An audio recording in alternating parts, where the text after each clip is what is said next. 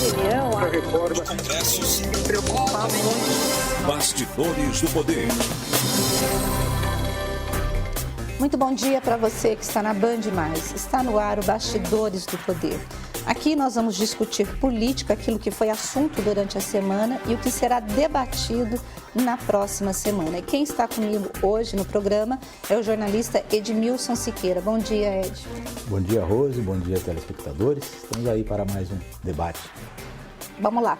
E para começar o programa, deste domingo, nós iremos falar de eleições. Gente, nós estamos há pouco mais de 2 meses das eleições e o debate está intenso em todo o país, eleições para presidente, Senado, para governador e deputados, para a Assembleia, para o Congresso, E quem está conosco hoje é o advogado Valdemir Reis, que vai tirar todas as dúvidas nossas sobre eleições, porque, olha, uma coisa que a jornalista gosta é de lei eleitoral. Na verdade, não é nem porque nós gostamos, é porque a gente fica assim, será que esse candidato fez alguma coisa errada? Isso pode, isso não pode? E quando tem eleições, vocês são muito procurados por jornalistas, Não tem jeito, Bastante. Sempre que tem eleição, seja municipal, seja federal, sempre nós somos bastante consultados acerca da conduta dos candidatos. Bom, a legislação eleitoral para esse ano, nós tivemos uma pequena reforma, nos últimos anos, tivemos uma reforma, acho que foi em 2020, Para as eleições de 2020. Para as eleições de 2020. Para essas eleições agora, houve alguma mudança? Está mais restritiva, menos restritiva? Está igual? O que mudou?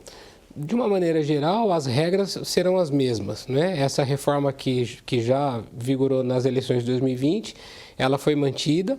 O que o TSE faz, todo ano pré-eleitoral, é uma série de resoluções que vão disciplinar as regras a respeito do registro de candidatura, da prestação de contas, de publicidade. De modo geral, essas regras permanecem as mesmas.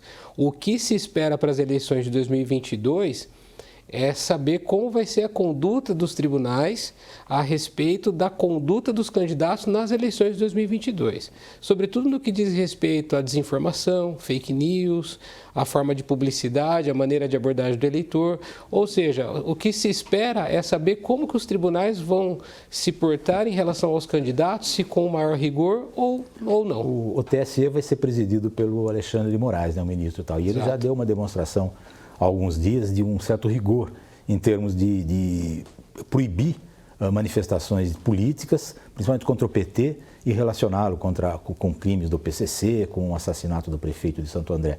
Você acha que isso vai ser um modo dele atuar? Já é um aviso para os candidatos todos que certas coisas não vão ser possíveis fazer? Exato. Dentre os advogados eleitoralistas, muito se comenta a respeito da conduta do tribunal sob a presidência do Alexandre de Moraes, sobretudo em razão dessa decisão recente.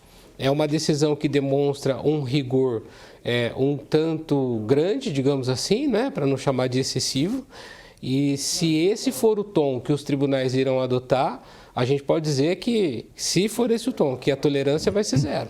Então, mas é isso que eu ia te perguntar, porque uma coisa é você ter um presidente do TSE disciplinando e dando as diretrizes, e uma outra coisa é saber se os tribunais regionais irão obedecer ou não, porque a gente sabe que tem muita política, inclusive nos tribunais.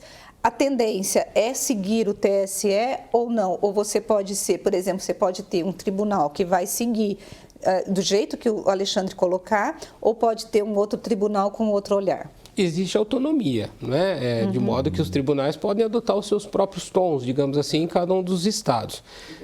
No entanto, é evidente que, tendo o TSE essa conduta um tanto mais rigorosa, a tendência é que os tribunais acompanhem. Agora, também é importante que se diga o seguinte: os tribunais nos estados vão ficar incumbidos de julgar as demandas envolvendo deputados, envolvendo governadores.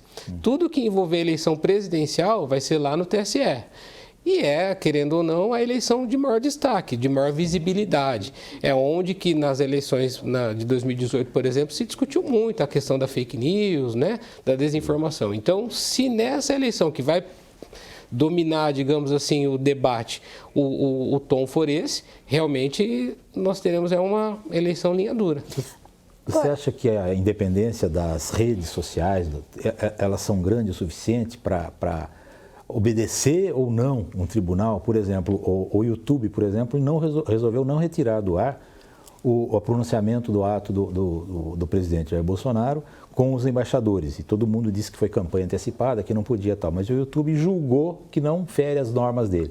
Você acha que outras redes podem adotar a mesma postura e ir em contra, talvez, uma determinação superior no Brasil? Eu entendo que sim, Edmilson, eu entendo que sim. Inclusive, várias redes sociais já, em outras situações, já demonstraram que não vão respeitar decisões, não vão tirar, vão seguir suas próprias regras internas. E aí acrescento um outro ponto, que é a disseminação disso, né? Chega um ponto que a justiça pode até mandar tirar, mas onde que está para tirar, né? A disseminação disso é tão rápida que não se tem controle. No WhatsApp, por exemplo, uma vez lançada uma informação ali, seja ela falsa, seja ela uma fake news, seja ela uma informação que denigre a imagem de um ou outro, isso daí é igual, não volta mais. Então, e essa é a questão, né? O que a gente tem nas campanhas e a gente percebe, os candidatos, o adversário, mesmo sabendo que aquilo é mentiroso, sabendo que é ilegal, ele vai soltar uma determinada notícia para poder prejudicar o seu concorrente. Até que os advogados da campanha, que está sendo atingida, consiga chegar até ele, entrar com a ação, ir para protocolar o pedido para poder suspender e aquilo ser suspenso com uma liminar na justiça, são 2, 3 dias. O estrago já está feito. A discussão que eu acho que o Brasil tem que ter e o mundo tem que ter, Reis, e eu quero perguntar se isso já está tendo, é o que fazer para poder evitar o uso de fake news nas campanhas eleitorais. Edmilson, a gente que não é tão novo assim, né? O Reis é novinho. Mas eu me lembro, antes da internet, nós tínhamos aqui em Campinas aquela história de você botar as pessoas nos pontos de ônibus falando mal dos candidatos. Você se lembra disso? Dentro do ônibus, não foi no ponto, não. Foi dentro do 2004, ônibus. Isso foi muito comum. Duas pessoas conversando como se fossem velhos amigos, Exato. Mas falando mal, bem e mal, ao mesmo tempo, mal de um candidato. Começava falando bem, depois denegria totalmente a imagem de um candidato, certo? E no caso que eu vi foi de uma candidata. E foi a Célia Leão, na época. Causava um estrago tremendo. A Célia Leão, quando ela foi candidata, que ela foi assim, ela foi massacrada, ela foi vítima dessa fake news, que ainda não era eletrônico. Obviamente, o alcance naquele momento daquela boataria, que nós chamávamos de boataria, né? Era menor. Como as redes sociais é muito grande. É muito mais Como que está sendo essa discussão nos tribunais, entre os advogados eleitorais e entre os próprios candidatos para que eles possam utilizar, não sei se tem um remédio para evitar... Combater. Rosa, eu vou te dar uma opinião pessoal a esse respeito, tá? Você bem disse, você está coberto de razão, que essa publicidade negativa, essa fake news, uma vez lançada, ela não volta mais, ela não se resolve mais. Ainda que mande tirar, às vezes tira uma, outra não tira, enfim, isso não se resolve e seria uma utopia achar que isso seria resolvido. Como eu vejo uma solução para isso? Com um combate seguido de punição. Ou seja, identificou-se quem fez a transmissão? Identificou-se. Tem que punir essa pessoa. Para quê? Para que essa punição tenha um efeito pedagógico, para que ela não volte a repetir. E na medida em que você vai fazendo isso de forma reiterada e sistemática, as pessoas vão saber que o Poder Judiciário está olhando para isso e não está deixando para trás. Mas hoje a lei tem punição? Então, quando a pessoa quando a pessoa publica uma notícia falsa, se essa notícia incorrer em uma injúria, em uma difamação, uma calúnia, isso é punível. Tá? Isso é punível.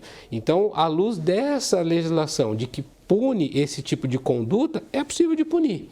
A questão é, o Poder Judiciário, no âmbito eleitoral ou não, vai punir isso? Antes da gente começar o programa, eu comentava com o Edmilson um caso de 2020, de uma pessoa que publicou na internet que um determinado candidato havia sido preso e que, portanto, ninguém poderia votar nesse candidato. Esse cara nunca foi preso. Nunca foi preso. Pois é. Eu tive a oportunidade de trabalhar nessa ação, nós perdemos em primeira e segunda instância porque o Tribunal Regional Eleitoral entendeu que não se pode exigir da pessoa um conhecimento técnico que distingua o que é uma prisão e o que é a pessoa ir depor, por exemplo, no Ministério Público. Percebe? Então, assim, esse rigor todo que se espera para esse ano, não tivemos em 2020. Então, se a gente tiver julgamentos brandos como esse, esse efeito pedagógico não virá e aí a gente não vai ter uma solução a médio, curto prazo para fake news. Penso eu, e repito, é uma opinião, é pessoal, penso eu que a solução para isso, a médio e longo prazo, é com punição, com rigor, né, do Poder Judiciário, de realmente punir aquele que, de forma inadvertida, de forma irresponsável, sai por aí denegrindo a imagem dos outros. Você acha que a campanha desse ano vai se repetir a de 2018? Porque em 2018 nós tivemos a rede social, ela foi protagonista na eleição, né? O próprio Bolsonaro, ele foi eleito com esse engajamento nas redes sociais, ele tem uma militância que trabalha muito forte nas redes sociais. Ele não tinha tempo de televisão e ele acabou sendo eleito. Para estas eleições, qual que é a tua expectativa? Eu acredito que os outros candidatos já estão, inclusive, também trabalhando, se armando, né? Nas redes sociais. Você acha que as redes sociais vão ser fundamentais como foi nas eleições do ano passado? Sim, penso que serão fundamentais as redes sociais, como foram em 18, como foram em 20. E esse ano, da mesma forma. Até porque, nesses 2 anos, as redes sociais, querendo ou não, elas tiveram uma evolução também muito grande, um alcance muito grande. O Instagram, por exemplo, hoje virou uma rede de foto, de vídeo curto, enfim. Esses mecanismos todos serão todos muito utilizados, para o bem ou para o mal, e aqueles que já esperam ser vítimas disso também já estão se preparando aí com formas de rebater desinformações e coisas desse tipo. Mesmo porque o que passa na rede social, né, fica lá, né? Eles aproveitam até a propaganda da televisão, mas coloca na rede social e fica lá. Se ela não for censurada, se não for tirada de lá, certo? Vai ficar para sempre ali. Exato. E pode ser acessada a qualquer momento. E a cada segundo esses acessos se multiplicam pelo Brasil inteiro, né? Qualquer lugar você pode acessar uma rede. Até porque, por mais incrível que pareça, né, isso há algum tempo atrás era impensável dizer, mas hoje em dia tem gente, por exemplo, que não vê mais televisão. Sim, né? Só vê streaming e rede social. Então, tudo aquilo que vai para a televisão, tenho certeza disso, vai ser republicado. Exato. Você pode ver televisão também pelo computador, então só o computador ele já está sendo o instrumento adequado para tudo isso. Agora, a gente tem, assim, os candidatos, eles têm vindo na RB, né, na Rádio Bandeirantes de Campinas, para nos dar entrevista. E quando eu falo assim, candidato, eles, não, pré-candidato, né? Assim, um desespero, né? Pré-candidato, porque eles não querem ser punidos pela legislação eleitoral. Você não acha que existe uma certa hipocrisia na legislação eleitoral? Porque eles já estão em campanha. A campanha só vai começar em agosto. Mas o povo já está fazendo reunião, já está visitando os estados, todos os candidatos. Tem gente que já é candidato oficial, inclusive, e não pode ser chamado ainda de candidato. Todos os partidos estão fazendo candidato. Inclusive, a gente brinca que nós estamos vivendo o segundo tempo das eleições, ao invés de ter o primeiro turno. Nós já estamos no segundo turno. Por que a legislação, isso foi um ouvinte da rádio que fez para a gente essa pergunta, por que a legislação ela deixa pouco prazo para a campanha eleitoral? Olha só, Rose, até pouco tempo atrás, as eleições elas ocorriam num período de 90 dias. E chegou-se a um entendimento de que esses 90 dias era muito longo, ficava muito cansativo, se gastava demais. E aí houve uma mini reforma da legislação eleitoral e passou então esse tempo de campanha para 45 dias. O que acontece? Quando as eleições eram nesse período de 90 dias, o pré-candidato, ele praticamente não podia dizer para ninguém que ele era candidato. Ele quase tinha que manter isso em segredo, porque senão a Justiça Eleitoral multava esse cara. Então, como o prazo de campanha diminuiu pela metade, 45 dias, a legislação eleitoral deu uma abrandada e permitiu, então, agora um período pré-eleitoral no qual esse pré-candidato pode dizer que ele é pré-candidato, ele pode se enaltecer, ele pode se valorizar perante o eleitor, ele só não pode pedir voto. Então, nós estamos exatamente nesse momento em que esses pré-candidatos estão em reunião, como você bem disse, estão se demonstrando, estão trabalhando rede social, estão fazendo de tudo que faz um candidato praticamente, porém, sem pedir voto.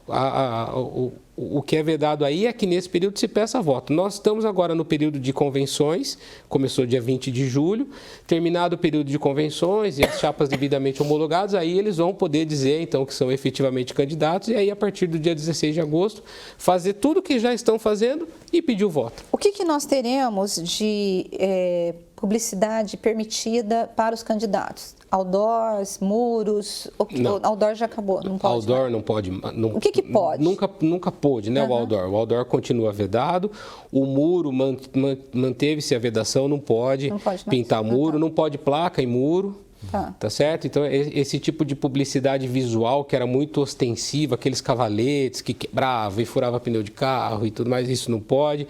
Aqueles cavaletes móveis que entra na esquina, assim, quando você para o carro, eles vêm com aquilo pode? Isso pode, é o removível, né? Ele coloca ali, depois ele vai e retira, aquelas bandeiras que são removíveis, isso houve uma pode. Campanha aí, pelo menos uma campanha tímida para voltarem, os showmícios e tal, mas eles não chegaram a ser autorizados. Não foi aprovado. E houve aí uma espécie de amenização disso, né? Antigamente não podia nada, não podia nenhum tipo de evento, né? Agora permite-se, por exemplo, que um candidato que é também artista, cantor, faça alguma coisinha nesse sentido, mas de uma maneira realmente bastante tímida, bastante discreta. Mas o showmício continua vedado, esse tipo de publicidade continua vedada, a campanha visual, ela passou por uma reforma que deu uma diminuída significativa. Até carro de som, que antigamente era muito comum, hoje não pode mais, carro de som só pode em carreata, ou em comícios e coisas desse tipo.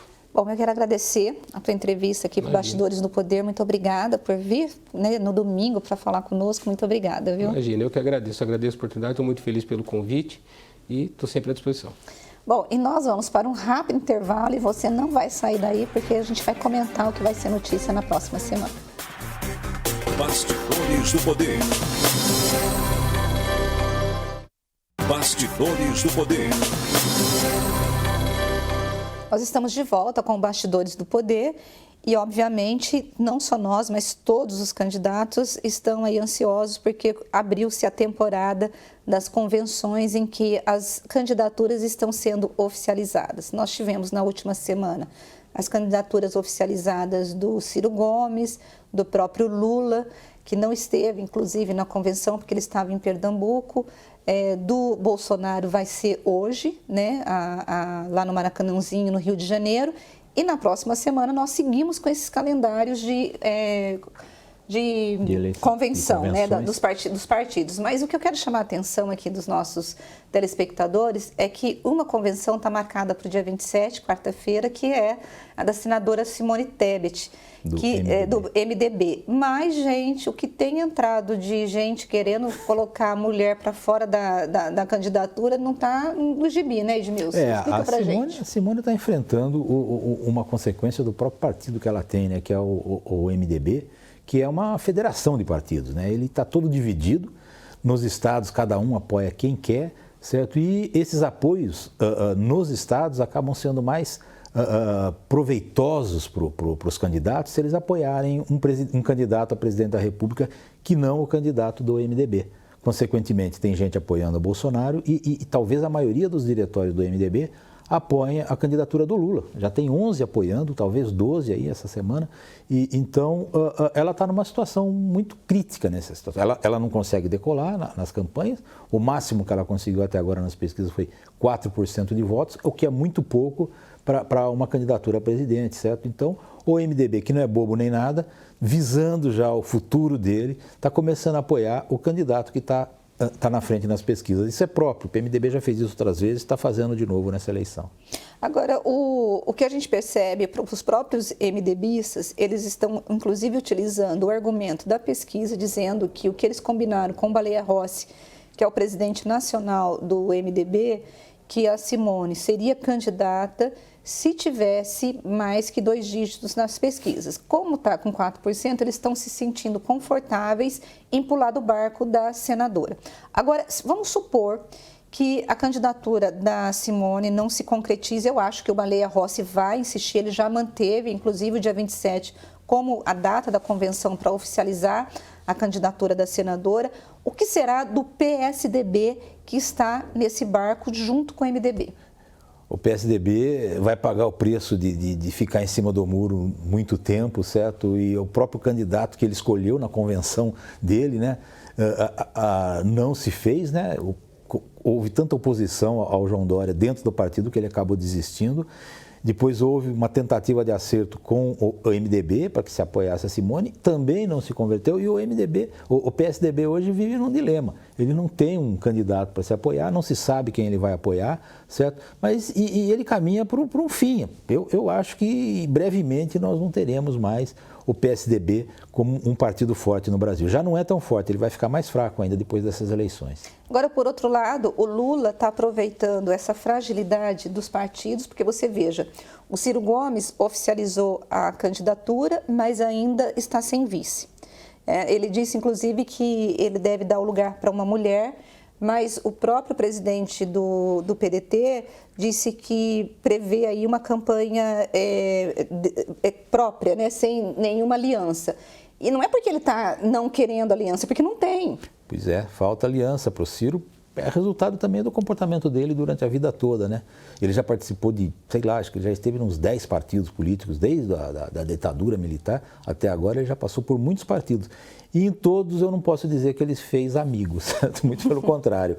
Ele saiu de todos esses partidos normalmente em atritos e tal, e hoje ninguém quer chegar perto dele, não só pela ausência de votos dele, mas também pelo próprio tipo de pessoa que é, que briga com muita gente, briga com todo mundo, é personalista ao extremo e não é o candidato ideal de quase ninguém. Pois é, e o Lula, então, está aproveitando, como eu estava colocando, né, essa fragilidade, né, dos partidos para poder tentar alianças com indivíduos e não com partido. Então, ele está buscando apoio no próprio MDB, como você bem colocou, que já tem 11 estados, tem políticos de 11 estados que estão apoiando o Lula. Ele está buscando gente no União Brasil e está buscando também no próprio PSD do Kassab, de Gilberto Kassab. O Kassab, inclusive, está pregando uma neutralidade, até por conta da aliança que ele fez aqui no estado de São Paulo. Foi o PSD, né, indicou o vice, que é o Felício Ramute, do próprio candidato do Tarcísio Freitas. Então, sim, houve ali uma união PL-PSD, que essa aliança, inclusive, gerou um mal-estar entre os bolsonaristas, porque os bolsonaristas veem o Kassab muito mais identificado com o lulismo do que com o bolsonarismo.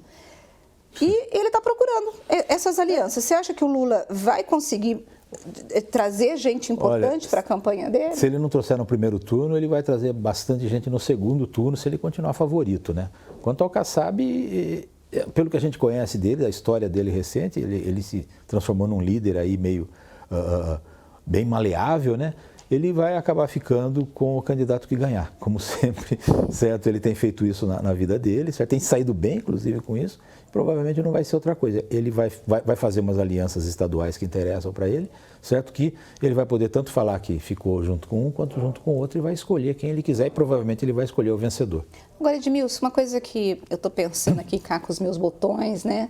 Nós tivemos nas eleições de 2018 uma renovação grande na Câmara Federal por conta do bolsonarismo, né? Muita gente foi nas grandes votações e o partido do Bolsonaro na época fez assim a grande maioria da bancada. Quem você acha que vai ser o partido que vai renovar neste ano, em outubro? Eu acho que o maior partido do ano que vem vai ser o Centrão, como sempre. Certo? É uma resposta meio gozada, humorística até, mas é o que acontece no Brasil. Não importa muitas vezes de que partido é o candidato, ele se alia a essa maioria que a gente passou a chamar de Centrão, certo? Que ela está aí desde o tempo da ditadura militar, com o Sarney depois e com os outros presidentes, certo? Sempre ao lado do governo, porque é ao lado do governo que eles conseguem garantir as benesses todas e muitas vezes a corrupção toda aqui que eles fazem, certo? Eles só podem fazer se eles estiverem dentro do poder.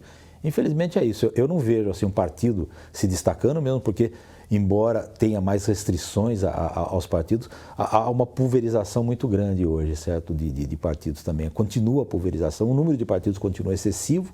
Então, o que eu vejo é uma repetição do que acontece hoje. Houve uma bastante remodelação do Congresso, mas o Congresso continua o mesmo. Nós continuamos com os mesmos problemas de uma maioria mandar e uma maioria que manda mais dentro dos interesses dele do que dentro dos interesses da nação. Bom, e com o Centrão, segundo Edmilson, aí sendo a maior bancada pós-eleições de outubro de 2022, nós vamos ter que ficar por aqui e nós voltaremos no próximo domingo. Edmilson, eu quero agradecer a tua participação aqui no Bastidores do Poder. Estamos aí. Muito obrigada. Eu que agradeço. E a gente volta na semana que vem com mais de política para você. Boa semana para você, até domingo que vem. Tchau.